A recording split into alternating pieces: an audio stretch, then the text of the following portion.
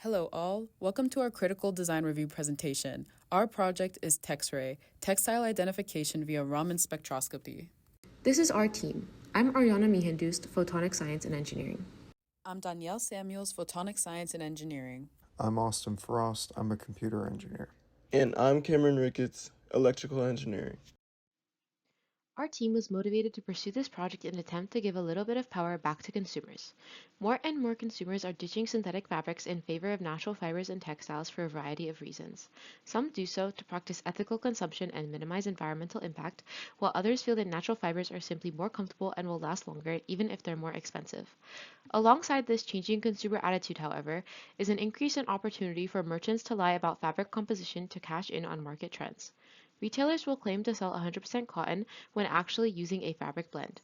Similarly, luxury knockoffs are sold that look nearly identical to the genuine articles but are made of cheaper materials, fooling customers. Consumers have a right to receive the product they paid for as advertised, down to even a single fiber. However, our team noticed there is no easy and affordable way for the average shopper to verify the textile composition of their items. The cheapest commercial products that serve this function are $2,500, which is a hefty investment. This motivated us to find a cheaper solution to serve the market.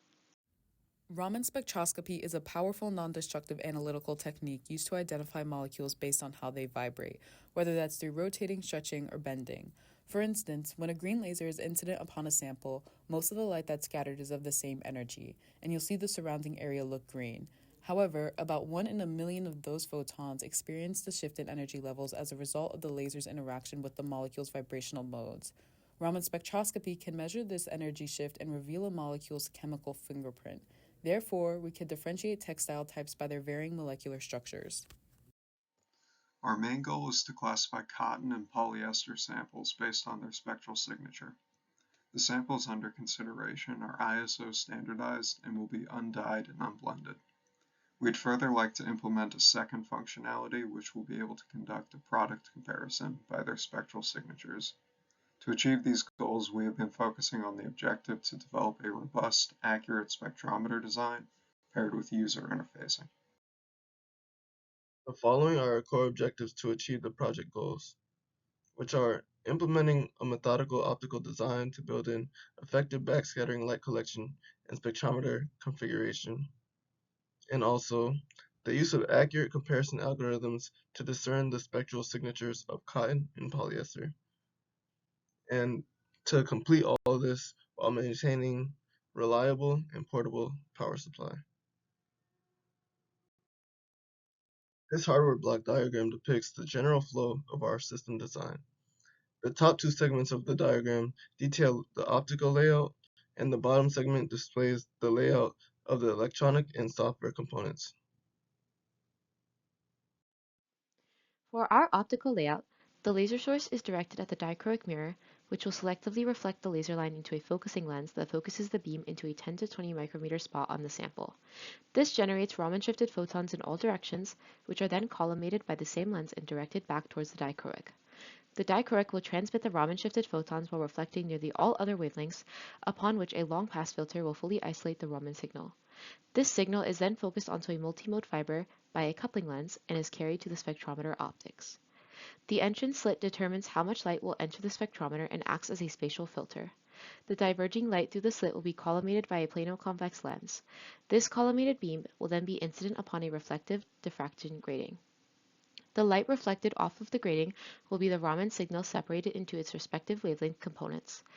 These separated wavelengths will then be focused by another plano-convex lens onto the CCD array. This chart details all of our important engineering requirements. The highlighted portion specifies the demonstratable parameters for our final demo. The system should be able to identify a textile sample and conduct a textile product comparison with 90% accuracy. The user should also receive a result readout within 15 seconds of initiating analysis. At the start of Senior Design 1, we tested various fabrics using a Raman microscope at UCF's Nanoscience Technology Center and found 532 nanometer and 473 nanometer laser light most compatible with our fabrics. Since 473 nanometer lasers are rare and costly, and the more available 450 nanometer options risk increased fluorescence, we chose 532 nanometers as our laser wavelength. Of our options, the The Q BiHa laser module eliminated the need for a separate collimating lens and had a spectral line width under 1 nanometer, supporting high spectral resolution and making it the most suitable choice for our system.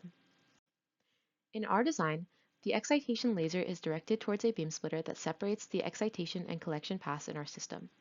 A 50-50 beam splitter would lose 50% of the laser power both before reaching the sample and during signal collection, weakening overall signal generation and collection. Alternatively, a dichroic mirror can selectively reflect nearly all laser light onto the sample and allow Raman-scattered photons to transmit through with minimal loss. It also serves as a preliminary, less effective long-pass filter by blocking most of the laser line from reaching the spectrometer. These advantages made the dichroic mirror the optimal choice for our system. We considered multiple potential dichroic mirrors for our project. Ideally, our dichroic mirror should have a cut-on wavelength near 532 nanometers to minimize Raman signal loss. It should have high transmission at wavelengths above 532, enabling as much Raman signal as possible to be recovered. A large diameter would also contribute to increased signal acquisition. The filter best suited to our needs was the Chroma RT532 RDC, but the cost of this filter was too steep for our budget. Instead, we decided to use the Chroma T550 LPXR.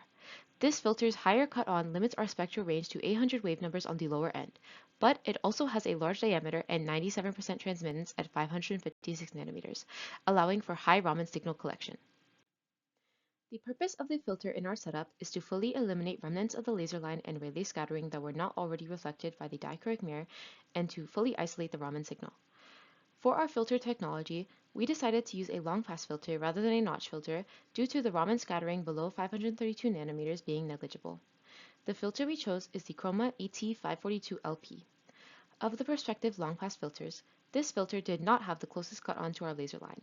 However, when comparing this filter to those with transmission bands closer to 532 nanometers, we found that opting for the more expensive filter would give diminishing returns in performance and would not be worth the extra money.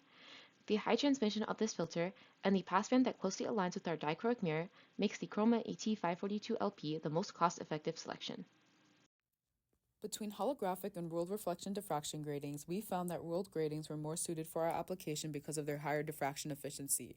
A 1200 line per millimeter groove density grating was chosen because higher groove densities result in higher angular dispersion and therefore better resolution in distinguishing closely spaced wavelengths.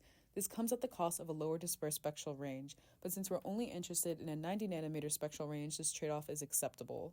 The resolving power is proportional to the number of illuminated grooves. Therefore, using a larger grating increases the number of grooves contributing to diffraction, improving resolution. A full illuminated grating can resolve wavelengths less than 0.02 nanometers apart. While the actual system's resolution will be limited by other factors, this confirms that the selected GR25-1205 grating meets our resolution requirements. In comparing two feasible detectors for our system, CMOSs and linear array CCDs, CCDs display higher quantum efficiencies in our spectral region of interest and are more suited for high sensitivity applications, which is critical for receiving the low intensity Raman signals. We selected the Toshiba TCD1304DG, a widely adopted linear array CCD for spectroscopy, due to its 29.1 mm detector width to capture our full 90 nanometer spectral range, its 8 micrometer pixel width, offering a sufficient resolution given our 25 micrometer slit, and a spectral sensitivity aligned with our region of interest. The detector's dynamic range of 301 enables us to differentiate signals with significantly varying intensities. With a clock frequency of 2 MHz to drive the CCD, the output is captured at a rate of 500 kHz. This quick data rate helps minimize our system's total response time. Since we're dealing with low-intensity signals, we may need to increase the integration time to improve the signal-to-noise ratio. However, we must be mindful of the resulting accumulation of noise. The spectrometer portion of TEX-RAY is responsible for separating our Raman-scattered light from the illumination optics into its constituent wavelength components. Our desired spectral range is 550 to 640 nanometers, which corresponds to the range of shifted wavelengths that contain identifying peaks for cotton and polyester. We're looking to achieve a spectral resolution of less than or equal to 1 nanometer to thoroughly differentiate cotton and polyester spectrum, as well as conduct a reliable product comparison. The final component on the illumination optic side is a 75mm focal length condenser lens that will focus an 18mm beam onto the slit. This results in an F number of 4.16. In the spectrometer design, I carefully matched this F number through my choices of lens diameters and focal lengths to increase the light throughput of the system. To satisfy the Nyquist sampling requirement for discerning a wavelength peak, the 25 micrometer slit image should span at least 2 to 3 8 micrometer pixels. A 25 micrometer slit paired with a 50 millimeter focal length collimating lens results in an approximate 0.4 nanometer resolution. The 29.1 millimeter wide detector paired with a 50 millimeter focusing lens allows for a receivable wavelength span of over 400 nanometers. While some of this wavelength span will be limited by optical and detector capabilities, our desired 90 nanometer span is fully captured.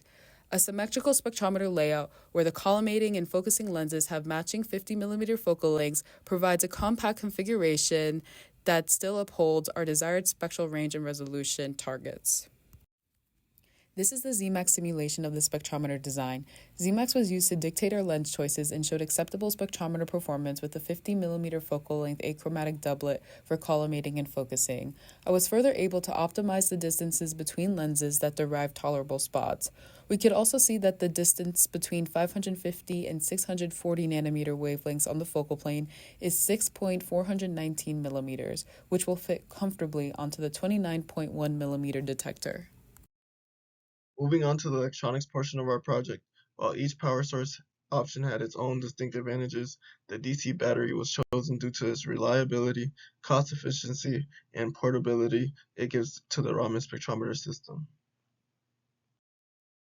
As far as the type of battery implemented, a lithium iron phosphate battery was selected in order to ensure a safe and stable output with high capacity and long lifespan.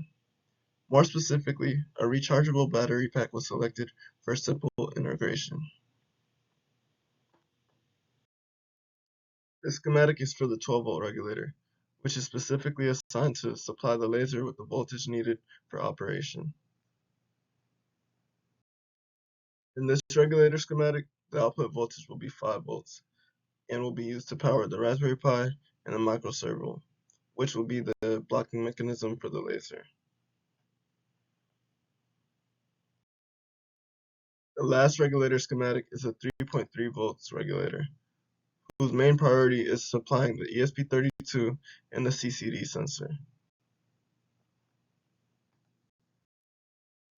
This schematic outlines the connections being made on the main board between the components. The regulators are located at the bottom. The ESP32 can be seen in the middle, which is connected to the CCD on the right. The CCD will transmit the collected data to the ESP32, which will also communicate with the Raspberry Pi. On top of the Raspberry Pi, there will be a LCD externally connected directly to it. The CP2102 is located at the top and will be used to program the MCU. Here we have the PCB layouts for all the regulators. They will ultimately be through-hole soldered onto the main board for operation. Here's a layout of the main PCB. At the very bottom is the input from the battery source, which is followed by a switch to power on the device as a whole. Slightly above are the 3 regulator boards. To the right of the board is a blocking motor device and the laser, which will both be plugged into pin headers. The CCD is in the top right corner and is intentionally placed there so it will be the furthest from the voltage regulators in an attempt to avoid any noise emitted from the switching regulators. There were many microcontroller options available that met all requirements for the system, but given the slightly lower cost, higher clock frequency limit, and my own previous experience with programming for it, the ESP32 was the most logical choice. There were fewer but still several options for the single-board computer as well, but ultimately the level of community and first-party support available for the Raspberry Pi dwarfed that of comparable devices, and that, along with a more moderate price tag, made it the clear choice. Since the LCD screen in our system will be operated by the Raspberry Pi, the Hazian 5-inch Raspberry Pi display was chosen for this project.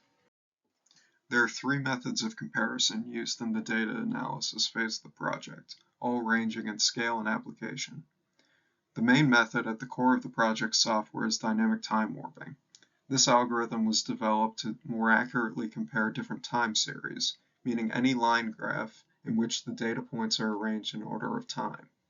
Using this algorithm, the effect of time is limited on the comparison, as points are selected between different series by their similarity rather than their linear place in the series.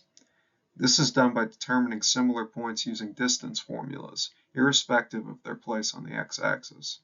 An example of this would be the analysis of different people walking, comparing them by ignoring the pace of their walks and instead looking at the visual aspects of them walking, how far they move their arms or how wide their strides are. DTW goes through each data point in the first series and finds a comparable point in the other line. These are called points of comparison.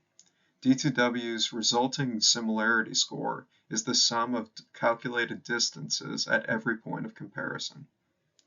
The method of calculating distance can vary. We're using Euclidean distance, which takes the Cartesian coordinates of both points and measures their distance as the hypotenuse of the right triangle formable between them. The next method is k-nearest neighbors, which is used to determine the final result of material analysis. The algorithm takes a missing point from a data set and sorts it into one of several groups by finding the closest pre-existing data points and sorting the current point into whichever group is most represented among the points in close proximity. The distance metric we selected for k-nearest neighbors is again Euclidean distance. Once the user has their sample in place, their interaction with the system begins by selecting a setting through the LCD screen. The two settings are titled Material Analysis and Product Comparison. Selecting the former will return the identified material of the current sample to the LCD screen, while the latter returns whether or not the current clothing item has already been scanned and stored. In product comparison, if a match for the clothing item is found in prior scans, then the ID label of the match is displayed, whereas if no match is found, then the user is prompted to input an ID label for the new clothing item. The output of the spectrometer is obtained from the CCD sensor. This is done using the ESP32 on the PCB.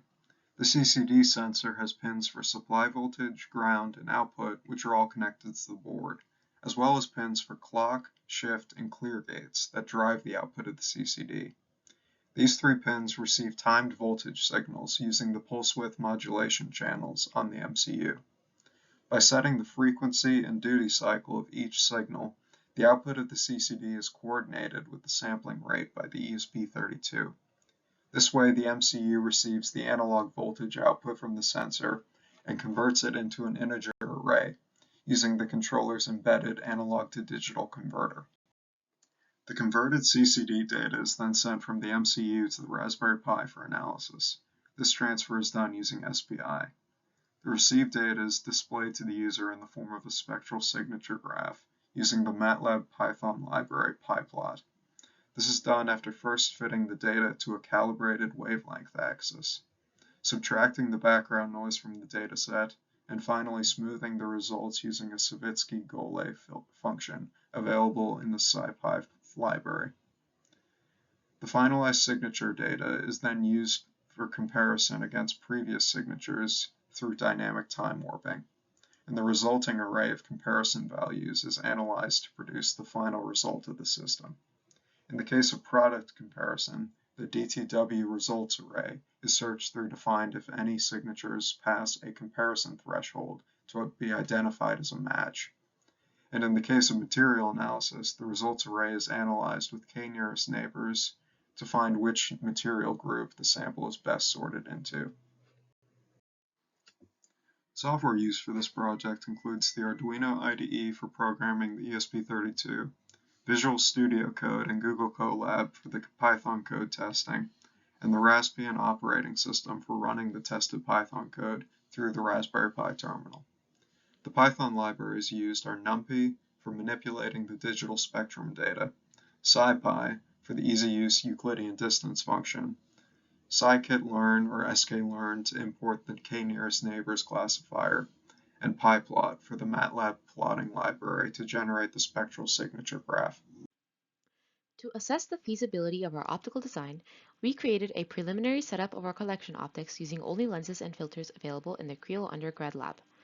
We tested a transmissive Raman configuration with a 100 milliwatt 532 nanometer laser focused onto a liquid ethyl alcohol sample using a 50 millimeter focal length lens. The resulting Raman signal was collected with another 50 millimeter lens, passed through a long-pass filter, and focused onto a spectrometer fiber with a third 50 millimeter lens. Ethyl alcohol is known to have an intense Raman peak near 2900 wave numbers, which we could clearly observe in our results. This assured us that a 10-second integration time should be sufficient to discern a clear Raman signal. Additionally, since the spectrometer we used contains a CCD similar to the one in our design, this test also validated the sensitivity and resolution of our chosen detector. Software testing at this point has reached completion for CCD data acquisition, as showcased here with the voltage output of the CCD being displayed on the oscilloscope and the ADC's converted integer values displayed with the serial plotter function in Arduino's IDE.